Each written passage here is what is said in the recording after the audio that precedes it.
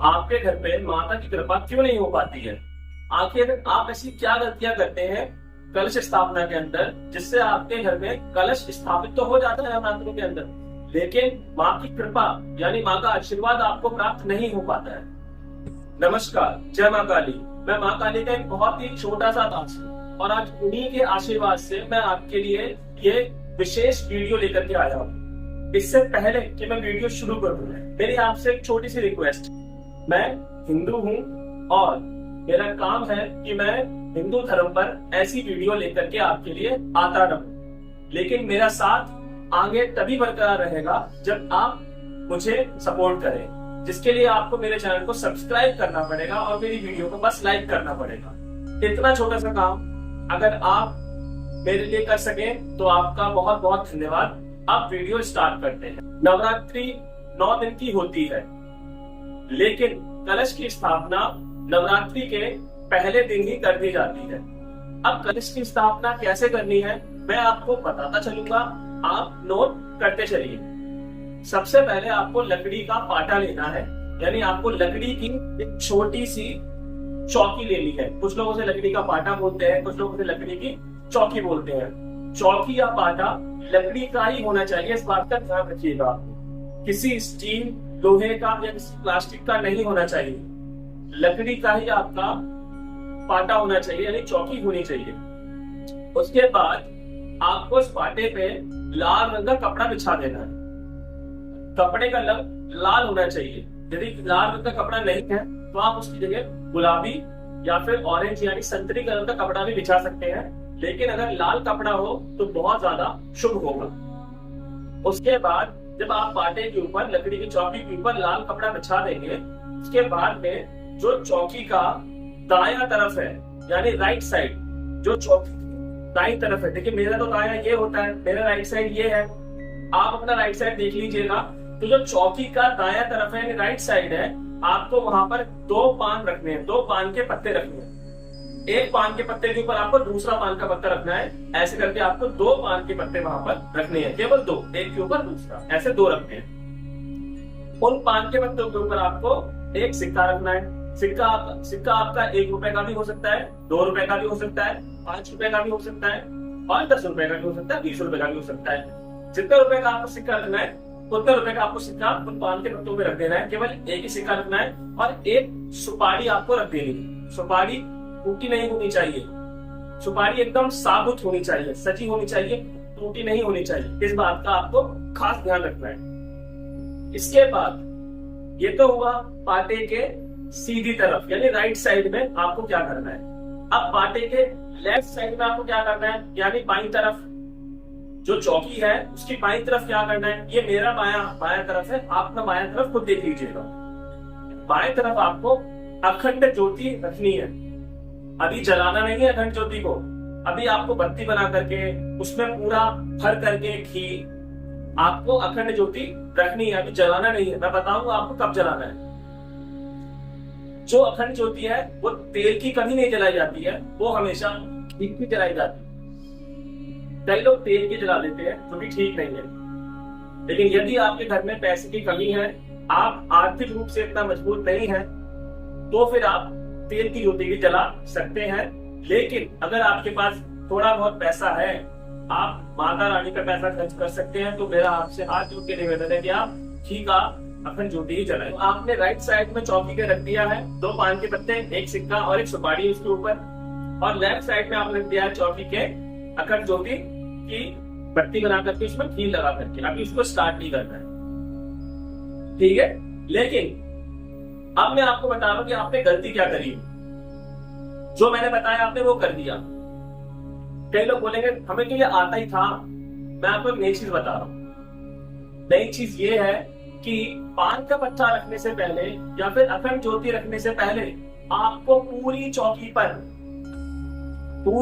पर आपको चावल बिछा देने हैं, चावल फैला देने हैं पूरी चौकी पर, बीच में नहीं, दाएं बाएं बीच में हर तरफ पूरी चौकी पर आपको पहले चावल बिछा देने हैं।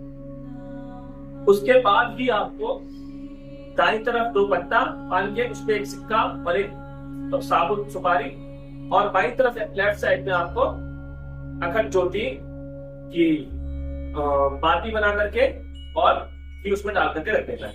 चावल डालने के बाद पूरे चौकी पर बीच में क्या रखना है, चौकी के बीच में आपको आपका कलश रखना है।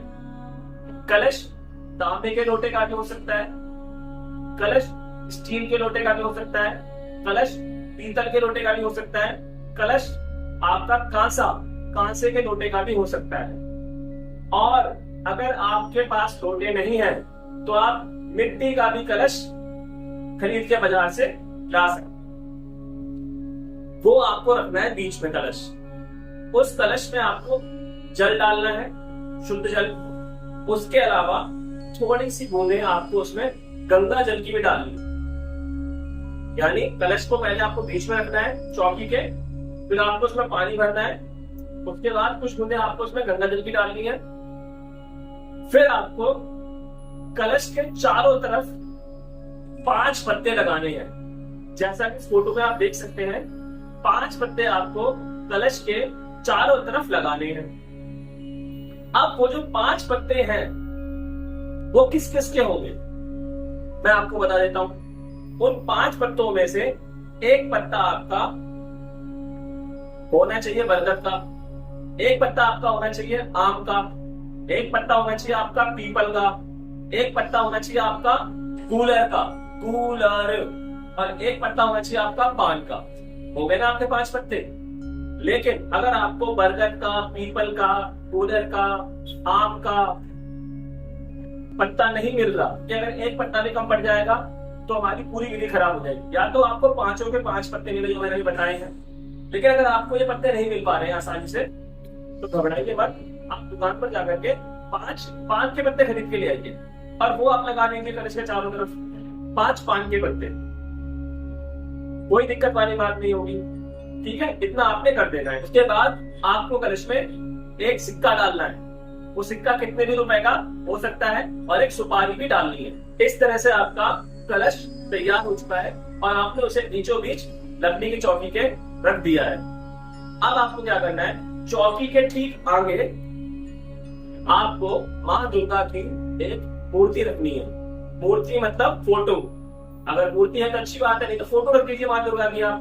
लेकिन चौकी के ठीक आगे ये ध्यान रखिएगा कि जब आप पूजा करने बैठे तब कलश का मुंह और माँ दुर्गा की फोटो का मुंह आपकी तरफ होना चाहिए। ठीक है, यानी माँ दुर्गा आपको देख रही हो, ऐसा उनका मुंह होना चाहिए जब आप पूजा करने बैठे तब। तो माँ दुर्गा की जो फोटो है या मूर्ति है वो आपको अपनी चौकी के ठीक आगे रखनी है। ठीक है, यानी माँ दुर्गा की फोटो की जो पीठ है वो चौकी की तरफ और मुंह है वो आपकी तरफ होना चाहिए। उसके बाद आपको जब पूजा स्टार्ट करेंगे तो कुछ आपको फूल की जरूरत भी होगी। माँ दुर्गा को लाल रंग के फूल बहुत पसंद है, तो अगर हो सके, अगर गुड़हल का फूल मिल जाए, गुड़हल का फूल अगर मिल जाए तो बहुत अच्छी बात है, नहीं तो गुलाब भी चल जाएगा लाल रंग का। लेकिन यदि आपको गुलाब और गुड़हल दोनों ही फूल नहीं मिलते हैं, लाल रंग का कोई और फूल मिल जाए तो भी अच्छी बात है। लेकिन अगर आपको लाल रंग का कोई फूल ही नहीं मिल रहा है तो उसकी जगह पर आप कोई फूल और इस्तेमाल कर सकते हैं। लेकिन पूजा में तो यही बताया गया है कि लाल रंग का फूल अनिवार्य है माँ दुर्गा की पूजा करने के लिए। इससे पहले कि मैं आपको पूजा की पूरी विधि बताऊं, मैं आपसे एक चीज की विनती करना चाहता हूँ। जितनी भी मेरी माताएं बहनें हैं या मेरे भाई हैं, जब वो पूजा करने बैठे तो उनका शरीर गीला नहीं होना चाहिए और ना ही उनके कपड़े गीले होने चाहिए। कई बार लोग क्या करते हैं, तुरंत नहाते हैं और तुरंत एकदम कलश स्थापना करना शुरू कर देते हैं। यानी उनका शरीर भी गीला रहता है, वो अच्छे से टॉवल से पहुंचते नहीं है और उनके कपड़े भी थोड़े बहुत गीले रहते हैं। बाहर से ना दिखाई दे तो अंदर से गीले रहते हैं। मेरा आपसे हाथ जोड़ के निवेदन है, इस पूजा में साफ साफ मना किया गया है कि आप गीले कपड़े पहन करके या शरीर गीला करके पूजा नहीं कर सकते। वो निषेध है, मना है साफ हमारे धर्मों में। आपका शरीर भी सूखा होना चाहिए, आपके कपड़े भी सूखे होने चाहिए। तो थोड़ी देर पहले नहा लीजिए, उसके बाद पूजा करिए। साथ ही साथ मैं अपनी माताओं और बहनों से एक निवेदन करना चाहता हूँ कि जब वो पूजा करें उनके बाल सूखे होने चाहिए, उनके बाल गीले नहीं होने चाहिए और ना ही उनके बाल खुले होने चाहिए, वो बंधे होने चाहिए, या तो जूड़ा या फिर चोटी या फिर कुछ और, लेकिन बाल खुले नहीं होने चाहिए, ना ही गीले होने चाहिए। ये मेरी माताओं और बहनों से रिक्वेस्ट है, निवेदन है। अब मैं आपको पूजा की विधि बताता हूँ। उम्मीद करता हूँ अब तक आप समझ गए होंगे कि कलश को हमने कैसे स्थापित किया है, लेकिन ये तो कलश स्थापित हुआ है, अभी कलश में जान डालना तो बाकी है। एक आपके घर में मूर्ति फोटो होती है भगवान की, एक मंदिर में फोटो होती है भगवान की। अंतर क्या होता है, जो मंदिर में फोटो होती है उसकी प्राण प्रतिष्ठा की जाती है, और घर की फोटो हम ला करके बाजार से ऐसी रख देते हैं। अब प्राण प्रतिष्ठा किससे की जाती है फोटो की? मंत्रों से। तो उसी तरह से कलश की स्थापना भी बिना मंत्रों के बेकार है। अब मैं आपको मंत्रों के द्वारा कलश स्थापना करना सिखाता हूँ। तो उम्मीद करता हूँ आपने जो अभी तक मैंने बताया है उस सबको नोट कर लिया होगा, और अपना कलश आप वैसे ही स्थापित करेंगे जैसा मैंने बताया है। अब मैं आपको उस कलश में जान डालना सिखाऊंगा, प्राण प्रतिष्ठा करना सिखाऊंगा कि कैसे आप कलश में जान डालेंगे, कैसे आप देवताओं का आवाहन करेंगे। तो मैं शुरू करता हूँ, आप इसे नोट करते रहिएगा। अब आप एक छोटा दीपक लीजिए। आपको छोटा दीपक लेना है, आपको अखंड ज्योति नहीं लेनी है। मैं अभी अखंड ज्योति की बात नहीं कर रहा हूँ, उसे अभी आपको नहीं जलाना है। एक छोटा दीपक लेना है आपको, अलग से छोटा सा दीपक, उसमें बत्ती बनानी है। ठीक है, छोटा सा दीपक लेना है आपको, जो कि आपका बस उसी दिन चले, 9 दिन ना चले, 2-3 घंटे चले, 1 घंटा चले, बहुत है। छोटा सा दीपक आपको बनाना है, मिट्टी का दीपक। ठीक है, और आपने जहां पर माता की फोटो रखी हुई है, जहां पर अपने माता की मूर्ति की फोटो रखी है, उसके पास आपको वो दीपक रख देना है और अभी जला देना है। ठीक है, सबसे पहले आपको अपने बाएं हाथ में, लेफ्ट हाथ में, ये मेरा लेफ्ट है, आप अपना लेफ्ट देख लीजिएगा। आपको सबसे पहले अपने बाएं हाथ में जल लेना है। मैं गंगा जल की बात नहीं कर रहा हूँ, मैं नॉर्मल जल की बात कर रहा हूँ। आपको सबसे पहले अपने हाथ में, उल्टे हाथ में, लेफ्ट हैंड में जल लेना है, और उसको आपको सीधे हाथ से ढक देना है, और एक मंत्र बोलना है जो मैं अभी बोल के आपको सिखाऊंगा, जो आप स्क्रीन पे देख रहे हो। ये मंत्र आपको बोलना पड़ेगा। ओम अपवित्रः पवित्रो व सर्वावस्थां गतोऽपि वा यः विस्मरेत् पुंडरीकाक्ष स वः याभ्यन्तरः शुचिः। इस मंत्र को बोलने के बाद जो जल आपने साथ में लिया हुआ था, उस जल को आपको दुर्गा माता की फोटो के सामने ही इस तरह से अर्पित कर देना, यानी छोड़ देना है। ठीक है, उसके बाद हमें क्या करना है, जैसे कि आपकी स्क्रीन पे दिखाई दे रहा है, ओम केशवाय नमः, ओम केशवाय नमः, ओम केशवाय नमः। आपको ये मंत्र 3 बार बोलना है, और आपको 3 बार जल पीना है। फिर आपको मंत्र बोलना है ओम माधवाय नमः, ओम माधवाय नमः, ओम माधवाय नमः। आपको 3 बार ये मंत्र बोलना है, फिर आपको जल पीना है। ओम नारायणाय नमः, ओम नारायणाय नमः, ओम नारायणाय नमः। आपको इसको भी 3 बार बोलना है, जल पीना है। ओम ऋषिकेशाय नमः, ओम ऋषिकेशाय नमः, ओम ऋषिकेशाय नमः। इतना होने के बाद आपको अपने सीधे हाथ में, राइट हैंड में, सीधे हाथ में आपको चावल लेना है, कुमकुम लेना है, और पुष्प लेने हैं। ठीक है, और उसके बाद में आपको इस हाथ को ऐसे ढकना नहीं है, बस आपको हाथ में लेके रखना है। आप चाहे तो उस वाले हाथ को, उल्टे हाथ को इसके नीचे लगा सकते हैं, सीधे हाथ के। ठीक है, तो आपको उसके बाद में जो मंत्र आपकी स्क्रीन पे दिखाई दे रहा है, इसे बोलना है।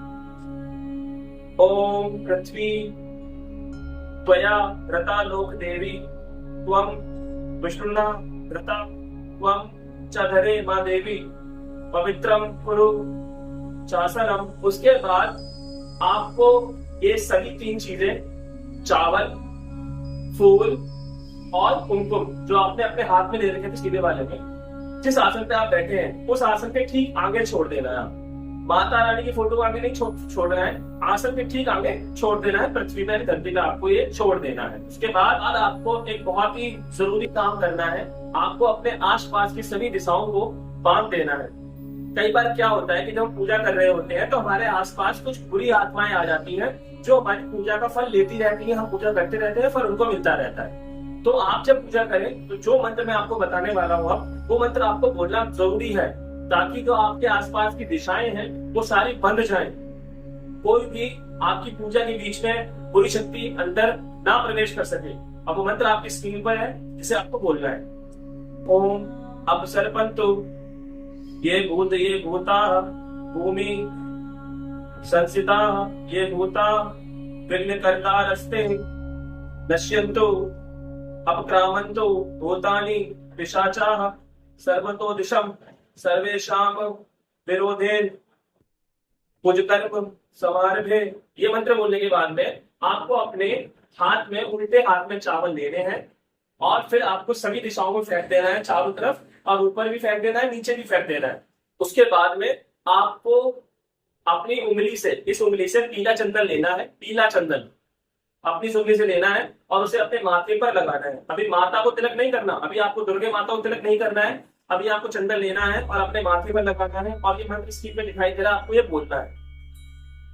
चंदनस्य महत्पुण्यम पवित्रम पापनाशनम आपदाम हरे नित्यम लक्ष्मी तिष्ठतु सर्वदा। अब आपको अपने सीधे हाथ में चावल, कुमकुम और फूल लेने हैं।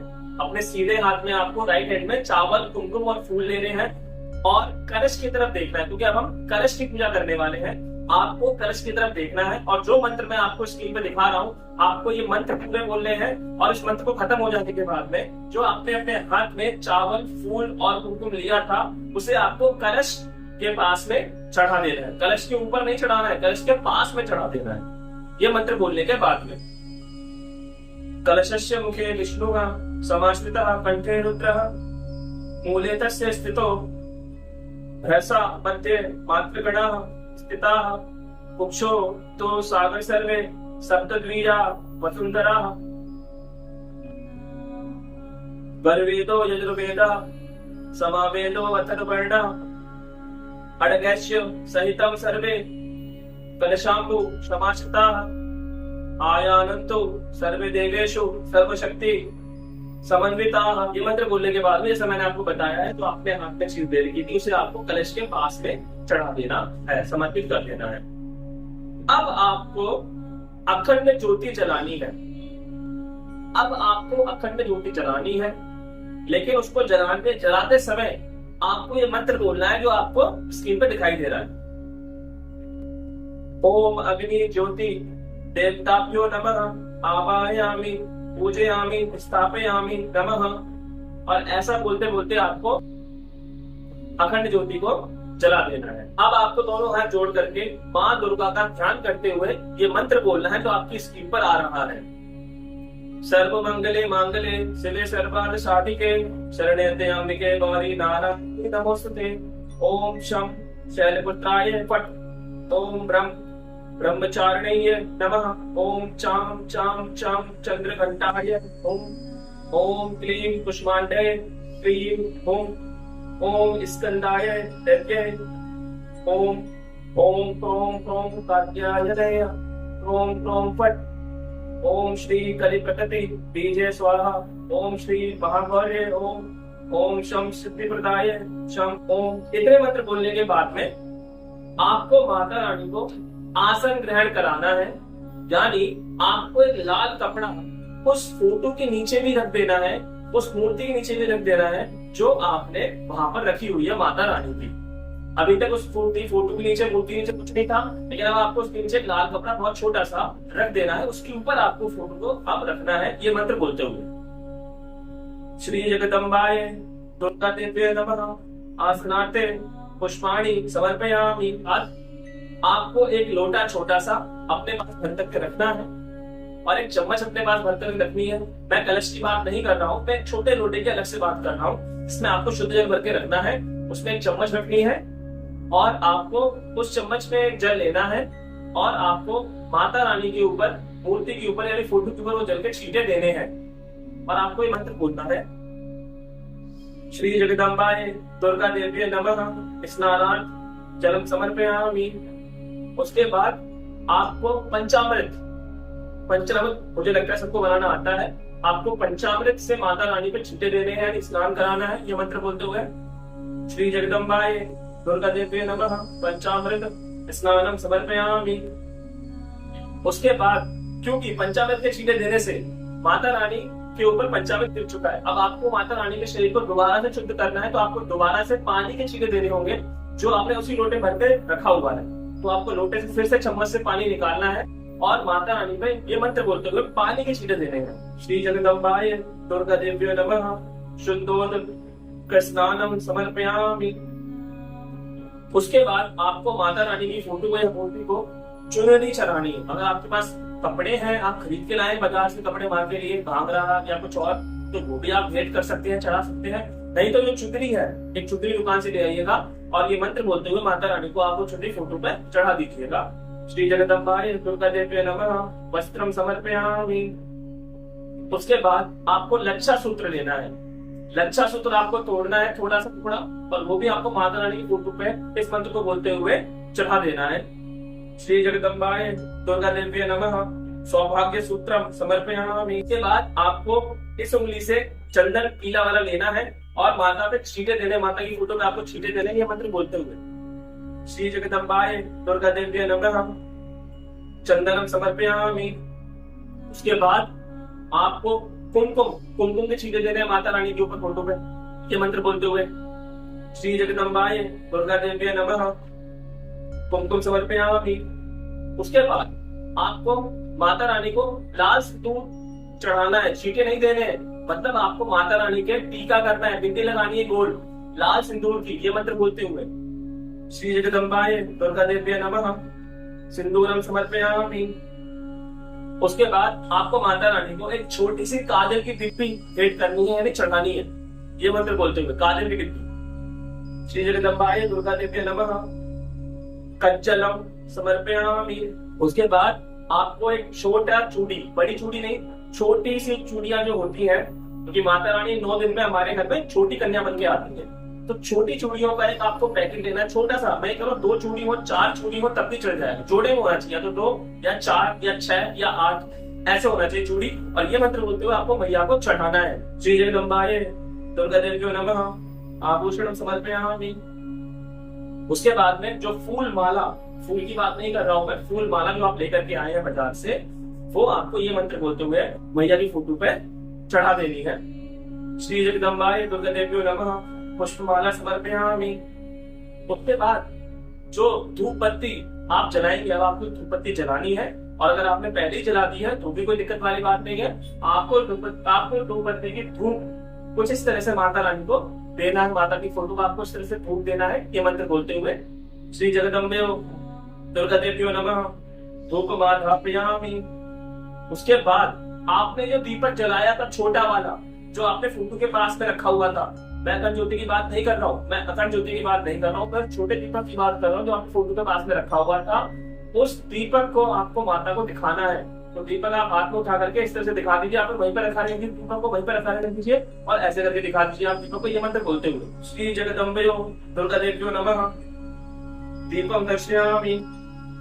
उसके बाद आपको माता रानी को कोई भी मिठाई का एक टुकड़ा, अगर आपकी श्रद्धा भाव ज्यादा है, आप पे पैसे की स्थिति ठीक है, तो आप पूरा डिब्बा भी चढ़ा सकते हैं 8 किलो मिठाई का। नहीं ज्यादा पैसा है तो छोटा सा कोई एक पीस, एक बर्फी या एक लड्डू किसी भी चीज का या एक रसगुल्ला आपको माता रानी को ये मंत्र बोलते समय चढ़ाना है। श्री जगदम्बाय दुर्गा देव्यो नमः नैवेद्यम निवेदयामि।